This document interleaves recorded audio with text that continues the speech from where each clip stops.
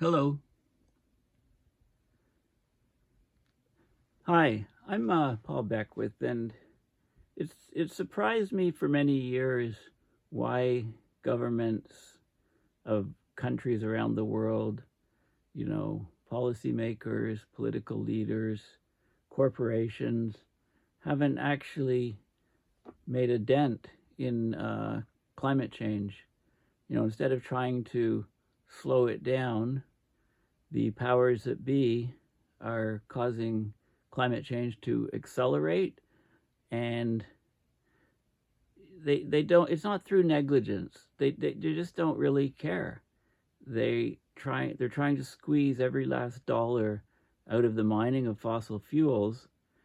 And what I'm going to show you today is actually, it gives you a fascinating insight into actually how they're doing it, with meetings behind closed doors, etc. And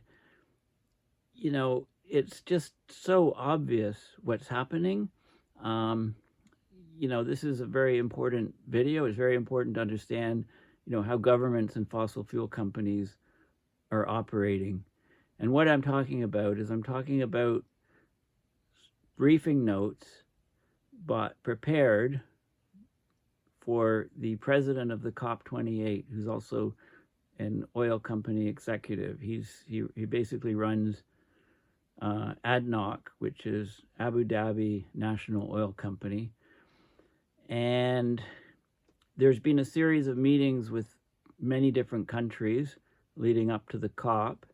See, the COP venue being given to the UAE, United Arab Emirates, allows them to take a very important stage in the world and meet many, many world governments. And what they've basically been doing is taking advantage of all this to basically sell their businesses, namely, renewable energy company, which is a good thing, but also their main oil company, Adnoc, the Abu Dhabi National Oil Company. And it's just eye-opening what's been going on. And it makes the UN look really, really bad. The UN chose the United Arab Emirates, Dubai, for the COP28 conference, with an oil company executive being the main person running the conference. And also there's a lot of work behind the scenes to get it the next COP in Azerbaijan or Armenia, I believe. And then the one after that in Brazil, and they're already working those angles. So the whole process is just completely broken. I mean, if it wasn't so important to the climate on this planet, it would be, be a Monty Python skit. It would be completely laughable or cryable. I don't know. Anyway, let's look at what's actually been going on.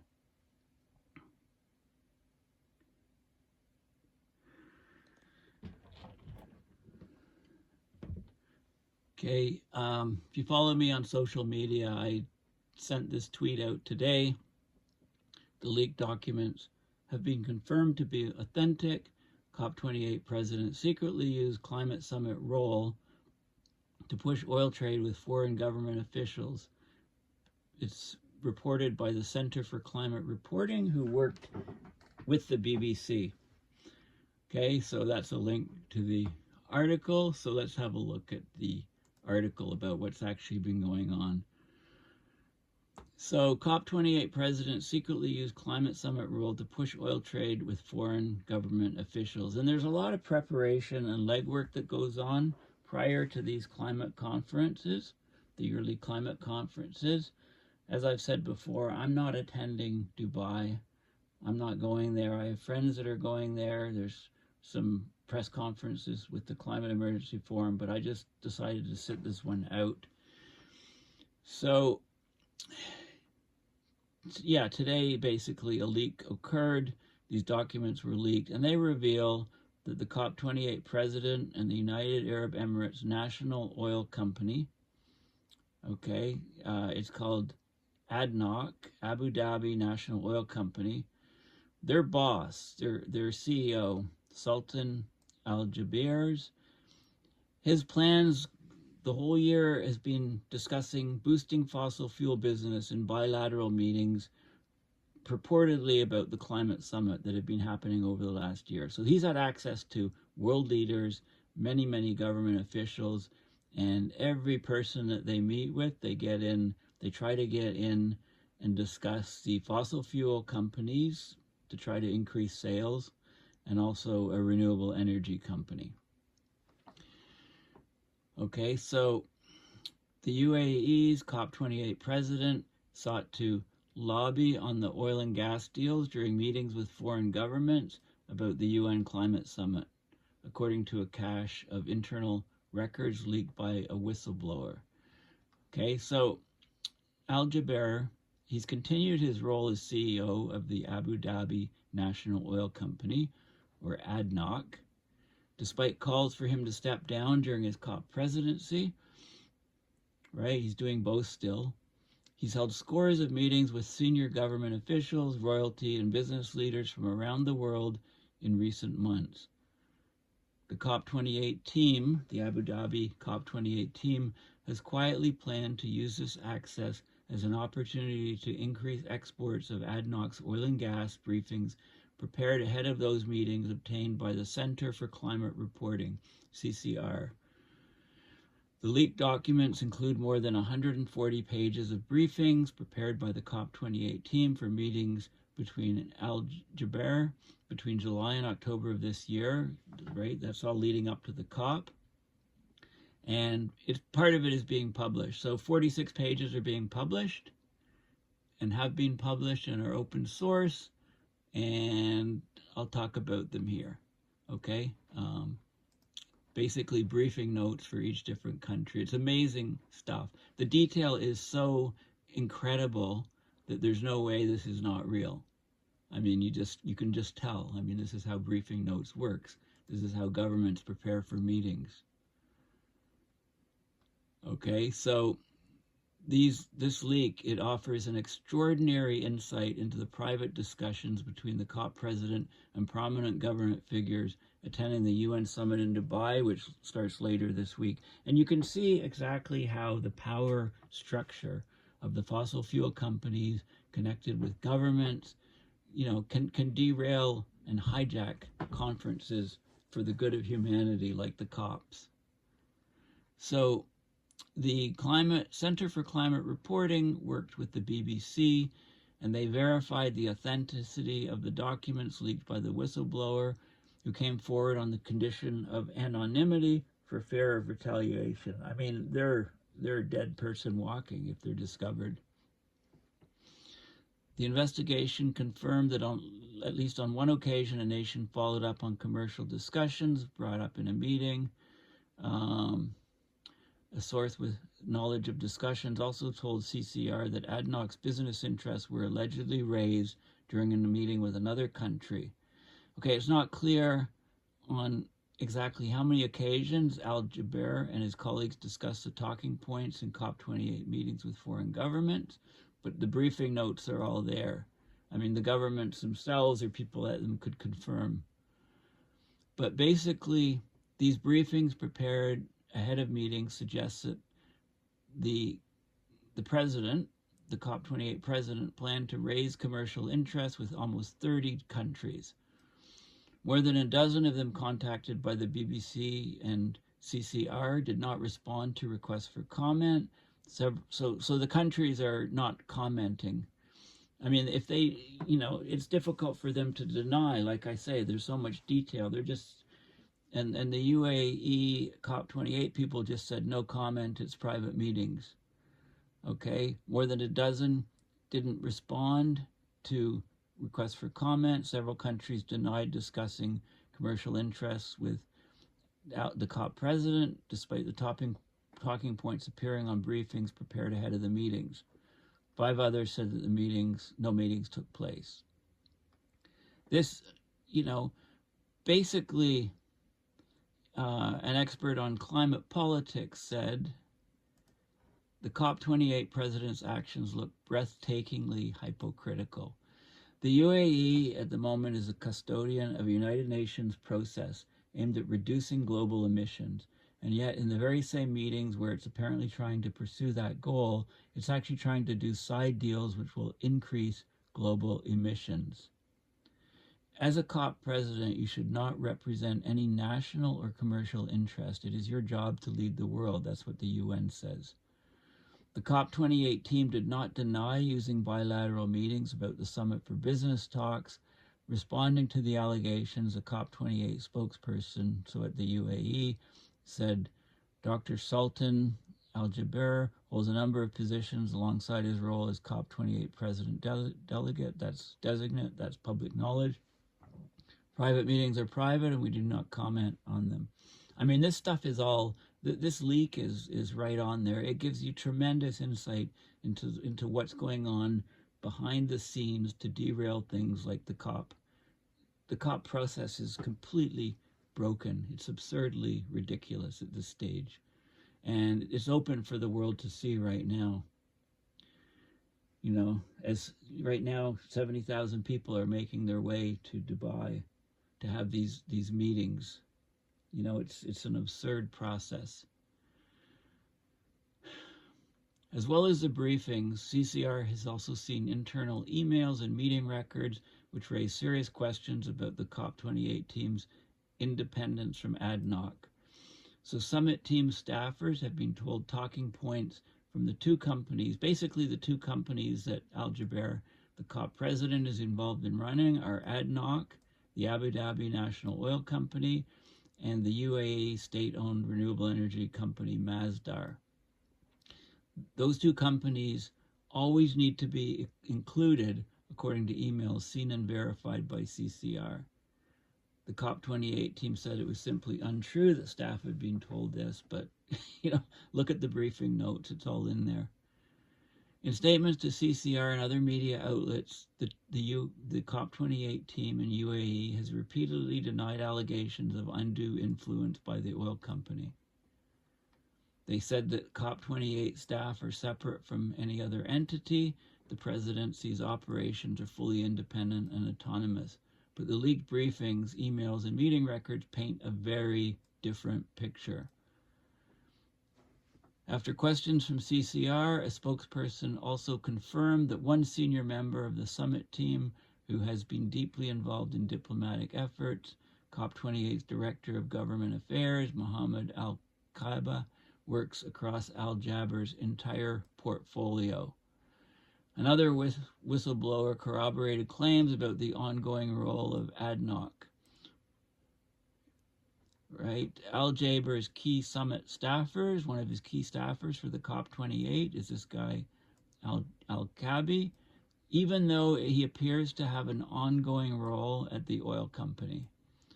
Internal emails seen by CCR also support the allegations that COP28 staff are in regular contact with oil company employees who produce talking points about Adnoc targeted to specific countries at the summit team's request. Okay, a former COP president and other experts on UN climate negotiations said that COP presidents should never make their own or their country's commercial interests part of the climate talks. So this is far worse, right? They were given a trust by the world, by the UN, to hold the climate conference. And what they've done is they've taken that contact that they have with world leaders and governments around the world to further their own fossil fuel oil company and renewable company as a priority in every single meeting that they've had. You know, this is totally embarrassing for the UN. You know, it really brings into question, like, the power of the UN, their ability to hold these conferences to do good for the planet. It completely shatters and destroys any trust that people have. You can't represent the interests of a country or a business because it will undermine confidence and trust in the presidency. During the pre-COP diplomatic gathering in Dubai last month, Al-Jaber held meetings with several government officials, including those from Germany, the US, and Italy. According to the COP28 website, the event was supposed to be a key opportunity for the world to unite behind a collective ambition to transform the global response to the climate crisis. Despite hopes among some that it might kickstart the process of agreeing to phase out fossil fuels, briefings prepared for Al Jaber ahead of his meetings on the sidelines of pre-COP reveal his secret plans to discuss how Adnoc can increase the billions of dollars of trade it does with some of these countries. Okay, there was a meeting with China's Ministry of Ecology and Environment. It stated that Adnoc has a strategic partnership with the country with sales and trading worth $15 billion in the past year. It remains a committed energy partner to China, and the briefing raised the possibility of partnering on more international gas projects. Okay. Another meeting with Egypt, Adnoc, so the Abu Dhabi National Oil Company, the UAE's national oil company, as a reliable provider of energy and products, stands ready to support the supply of petrochemicals to Egypt. Also meetings with Saudi Arabia, Senegal, Venezuela all had the same phrase. There is no conflict between sustainable development of any country's natural resources and its commitment to climate change. I mean, it's blatantly there. It's all there. Other planned talking points during the pre-COP included Adnoc's diesel and jet fuel supply to Kenya, the UAE's desire to get off the Brazilian tax haven list to facilitate new investments from Masdar, the renewable energy company, the monetization of Venezuelan resources since the relaxing of U.S. energy sanctions. Okay, Brazil, meetings with Brazil, lobbying to push Adnoc's bid for a Brazilian petrochemical company called Braskem. Anyway, I'm going to show you the actual briefing notes that have been released. Okay, the governments of China, Egypt, Saudi Arabia, Venezuela, Kenya, and Brazil did not respond to requests for comment. The meeting with Senegal at the pre-COP event does not appear to have taken place. Okay, like this is crazy.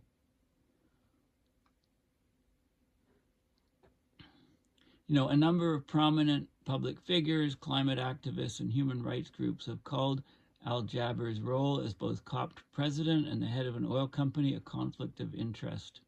It's like the foxes are in charge of the hen house. The United Nations Framework Convention on Climate Change says the cardinal principle for COP presidents and their teams is the obligation of impartiality. It said that COP presidents are expected to act without bias, prejudice, favoritism, caprice, self-interest, preference, and deference, strictly based on sound, independent, and fair judgment. Despite this, Adnoc's influence at COP28 appears to have remained unchecked. In January, the United Nations Framework Convention on Climate Change, UNFCCC, or the international body that oversees the COP process, sent a series of questions to the COP28 team, querying whether it was independent from Adnoc. Okay, and the internal emails reveal that what they did and what, is completely opposite to what they say. The COP28 staff members in the UAE have been told Adnoc and Masdar talking points always need to be included in the briefings they prepare for Al Jaber ahead of bilateral meetings about the summit. Okay? There's details on the value of Adnoc sales and trading with the country, what they did the previous year, any potential business opportunities the oil company would like Al Jaber to raise during the meeting. Basically, you could see who's in charge, right? Adnoc is in charge of this COP28. They should just cancel the whole darn thing. Al Jaber and a delegate of COP28 staff attended the United Nations General Assembly in New York in September. The team prepared briefings on around 50 governments, as well as a number of meetings with prominent public figures like Bill Gates, Prince William, Tony Blair. A number of the briefings prepared ahead of the General Assembly also included talking points for Adnoc and Masdar. Okay? So it just goes on and on. I mean, there's stuff with John Kerry, he's forged a close relationship with Al Jaber, meeting with the COP28 president more than almost any foreign official in the past 2 years. He's the special presidential envoy for climate. A briefing prepared ahead of their meeting in New York in September reveals that Al Jaber hoped to garner the support of the Biden administration for Masdar projects in the U.S. Also in the UK, right? Basically, one foreign official who's been in meetings with Al Jaber told CCR that the COP28 presidency has given the Adnoc CEO access to world leaders across the globe, and he's pushing hard every single meeting, making sure that Adnoc comes up and the renewable energy company as well. Yet a COP28 spokesperson at the UAE told CCR and the BBC, Dr. Sultan Al Jaber is singularly focused on the business of COP and delivering ambitious and transformational climate outcomes at COP28.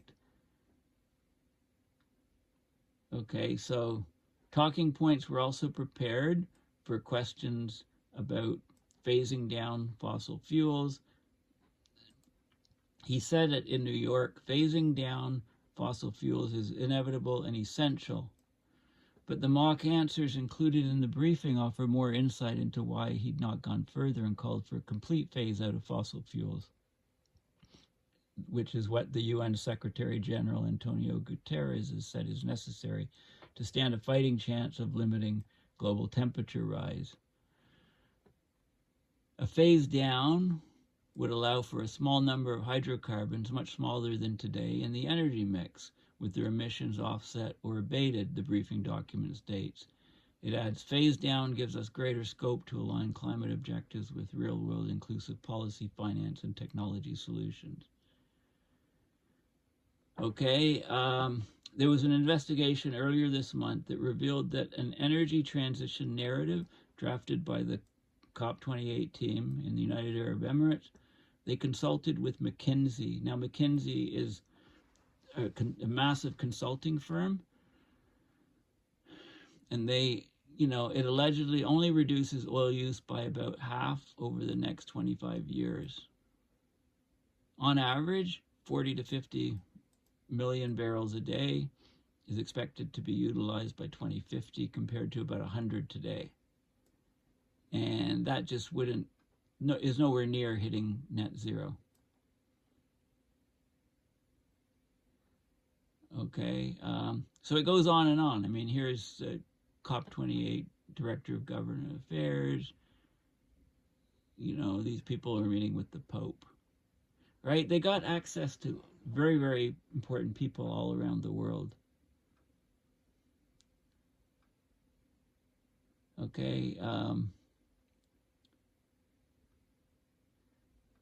so basically, the only conclusion that you can reach is the entire UN climate conference process has been hijacked by oil companies this year. And that makes you question, why have we kept having these COPs and nothing actually happens? And this has probably gone on for many other previous COPs. It's just uncovered completely.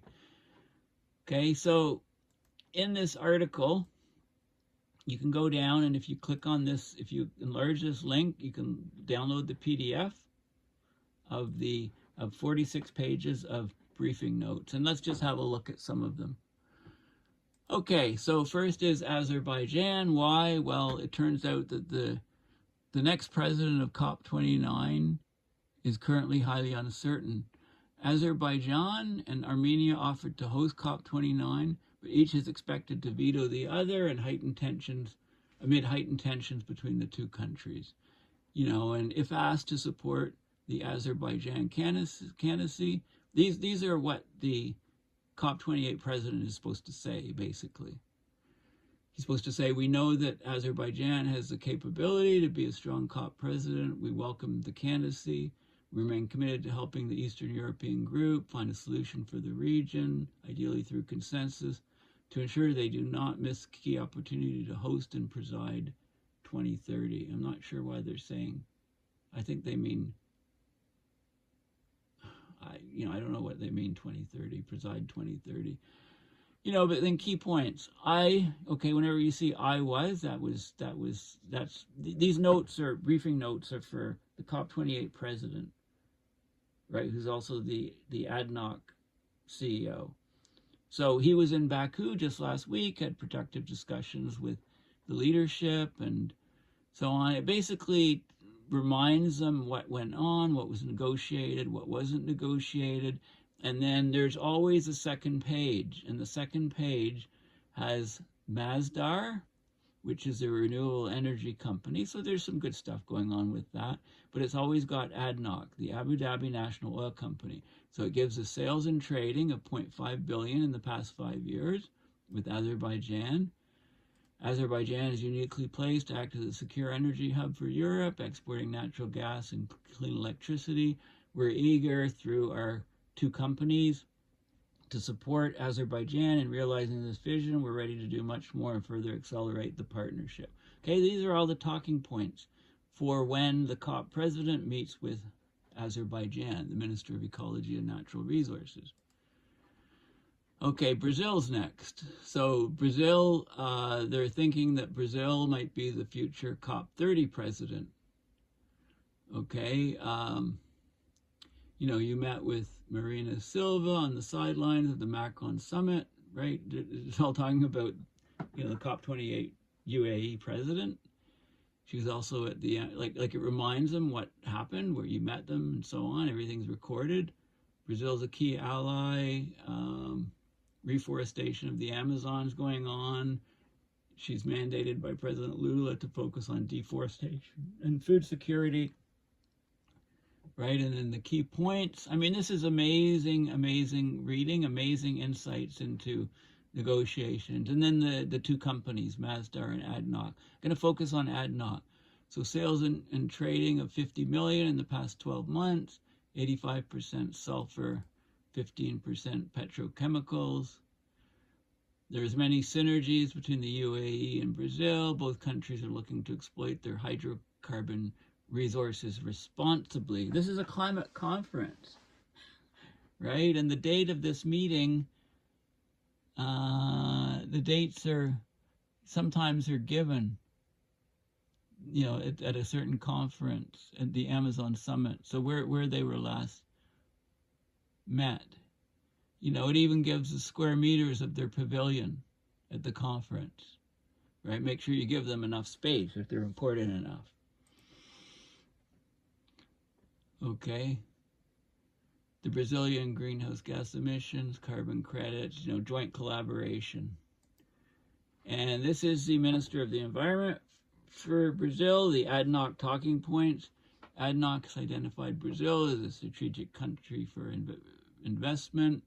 We're in early stages of a non-binding offer with our partner Apollo for Braskem, one of the world's top petrochemical makers. Believe it's good and strategic fit for Braskem in Brazil. Securing alignment and endorsement for the deal at the highest level is important. We would like to ask, we want to get could you set up a call with us, with the appropriate minister to do this? Right? It's China, okay? China is very important, so congratulations on, and there's pats on the back and handshakes and well done. You guys are doing great. And then what did they say about China? Non-negotiated and negotiated points. And what's Adnoc? Sales and trading of 15 billion in the past 12 months. 83% crude and condensates, 9% petchems, 5% liquefied natural gas, 4% others. Strategic partnership, Adnoc The Abu Dhabi National Oil Company remains a committed energy partner to China. Chinese companies are among our most strategic partners. Their equity participation in Abu Dhabi's upstream assets allow them to equity lift the lowest carbon barrels globally. So what they're saying is that with China's investment in Abu Dhabi's assets, they can get oil at the lowest possible price globally. Right? They can get it really cheaply because it comes out of the ground with a high energy return on investment. Adnoc growth will further support energy security. We're willing to jointly evaluate international LNG opportunities. So they want to do joint evaluation of opportunities in Mozambique, Canada, and Australia for liquefied natural gas. Right? They're all in on this. It's all heading the wrong direction, and you can see clearly what's going on. Okay, this is Egypt, which had the last COP. Mr. COP President, it was great to see you in Riyadh. Reaffirm continued support of the current COP President and his team. Cement endorsement on COP28 action items, and so on. This is Adnoc. 225 million in trading in the last 12 months. There's a lot of detailed information here. Adnoc is a reliable provider of energy and products, stands ready to support the supply of petrochemicals to Egypt, supporting Egypt's energy security, participating in upstream resources. Okay. Then there's France. Right, you get the picture. I don't need to go over every single thing. Sales and trading, Adnoc delivered 986 kilotons of diesel.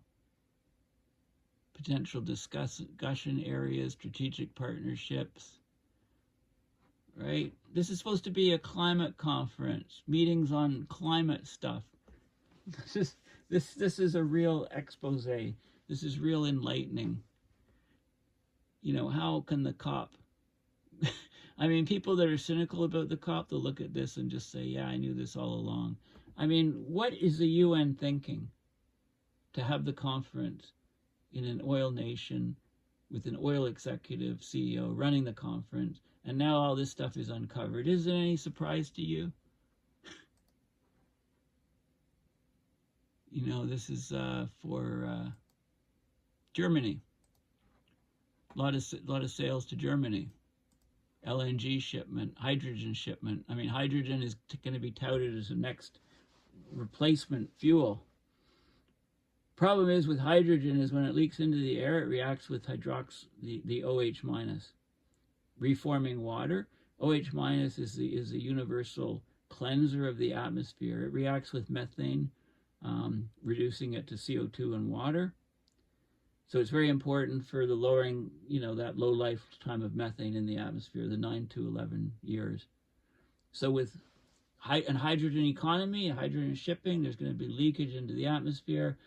There's grave risk of lowering the OH minus and therefore having great increases in methane in the atmosphere. Okay, but the fossil fuel companies, they push this stuff. I mean, they pushed LNG, they're pushing hydrogen. Right? They're in charge, they're running stuff, right? Trying to keep themselves, their industry alive. Okay. More background stuff. Then there's, this is the EU, an EU negotiator.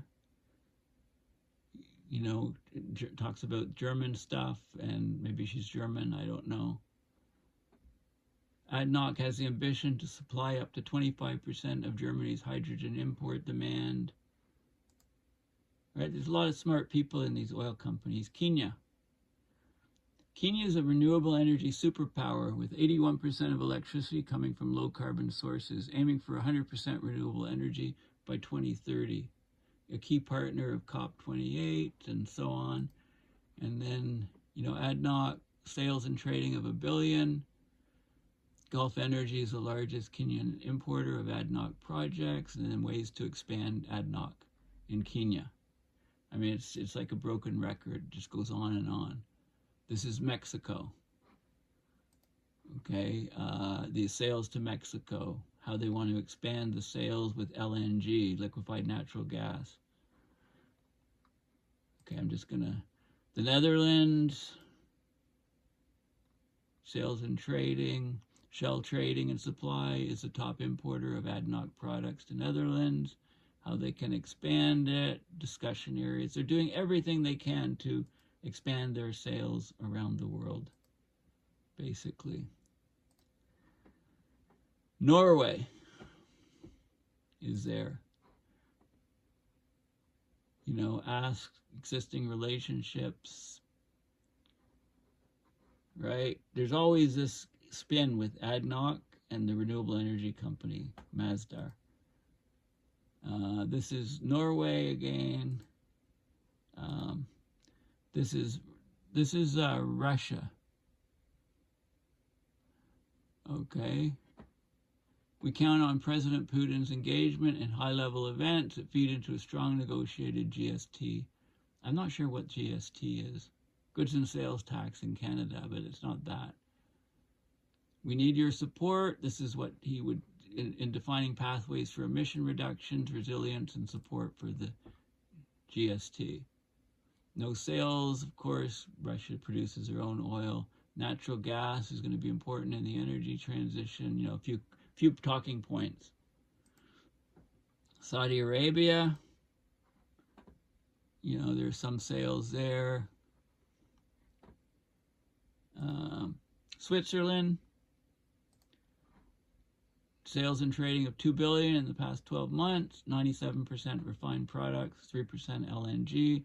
Vital is the top importer of Adnoc products in Switzerland, right? The acceptance by Swiss counterparts for Adnoc to open a trading office in Geneva is very well received. So trading office for the oil company in Geneva. You can see, you know, the hooks run deep. The world has no intention of getting off fossil fuels. And the fossil fuel companies have completely captured the COP process, the UN process. It's visible and open for the world to see. This is a very, people are going to talk about this release maybe for years, if it actually has any impact on what happens. You know, don't hold your breath. Background on the UK. Adnoc, sales and trading of $4 billion, 100% refined products to the UK. Glencore Energy is the top importer.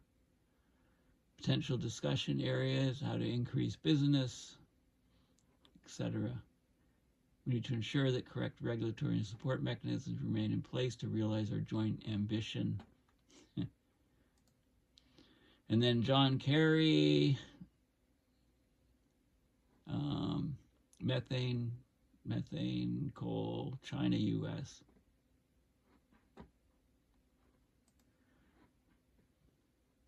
And of course, they don't sell oil to the US, but they're talking about expanding the renewable energy company on green hydrogen, and Masdar exploring several green ammonia, e-fuel, and project opportunities in the US, and so on. Okay, Venezuela,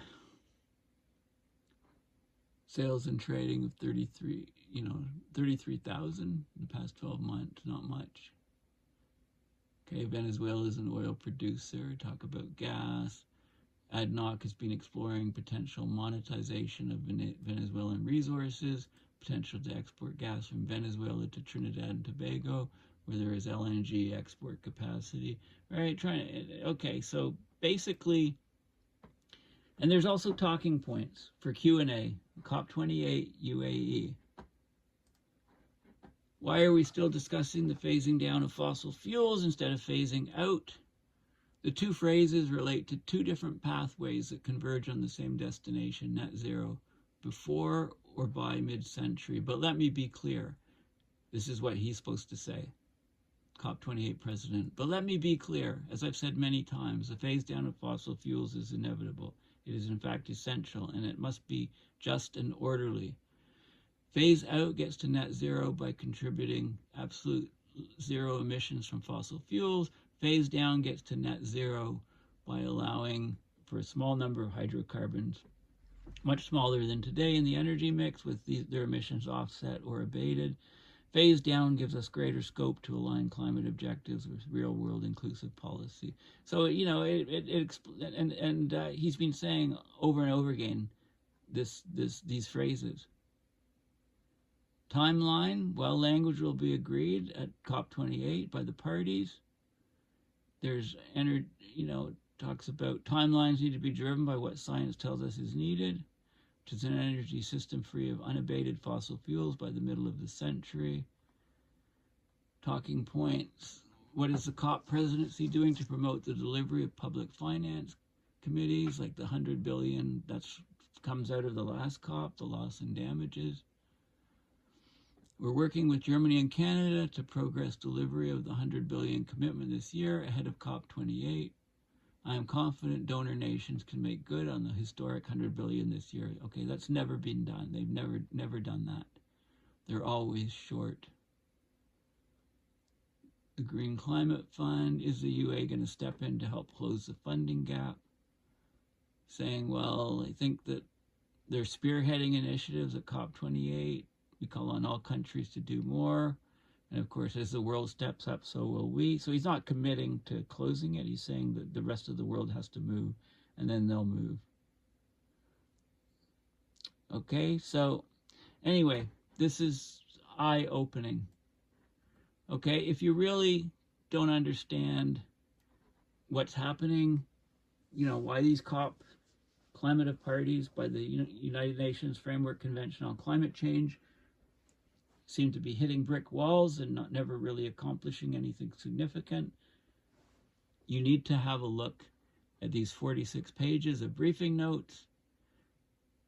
And just to be clear, this is really eye-opening, but what do you expect when you hand over the COP presidency for running the climate conference to the CEO of an oil company in an oil-producing nation that exists basically because of the oil? The big cities in the desert exist because of the oil there. Right? You can see what we're up against. I mean, it's easy at this stage to just throw up your hands and say, okay, well, climate change is never going to be stopped, never going to be slowed down, certainly never going to be halted. We're going to exceed all the targets and things that the policymakers set and countries set, and temperature is skyrocketing because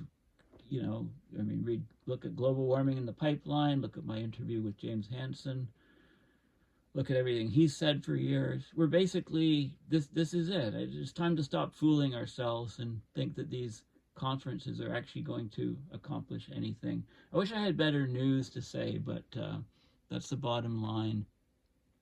They have unlimited money to push their propaganda, unlimited money from extracting oil. And I'm trying to explain how this is destroying the planet. So please help me out. Make a donation to PayPal to support my research and videos. It's the only source of income that I really have right now. So thanks, and bye for now.